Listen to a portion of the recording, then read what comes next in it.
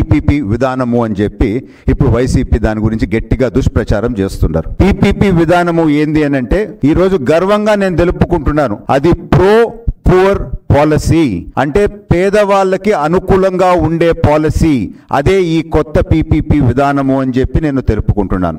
జగన్మోహన్ రెడ్డి గారి టైంలో వాళ్ళు ఈ మెడికల్ కాలేజ్ మీద పెట్టిన ఖర్చు, వాళ్ళు పెట్టిన కన్స్ట్రక్షన్ ప్రోగ్రెస్ మీరు చూస్తే అదే పేజ్లో ఇప్పుడు కట్టే దాదాపు 20 సంవత్సరాలు పడతాయి ఈ కాలేజెస్ అన్నీ కంప్లీట్ అయ్యేదానికి. సో 20 సంవత్సరాలు ఆంధ్ర రాష్ట్రంలో ప్రజలకి పేదలకి మెరుగైన వైద్యము అందకూడదనేదే వాళ్ళ ఉద్దేశం ఏమో అని నాకు అనిపిస్తూ ఉంది. సో ఈ కొత్త విధానం ద్వారా దాదాపు 220 అడిషనల్ సీట్స్ రాబోతూ ఉన్నాయి, ఇది ఇమీడియట్ గా.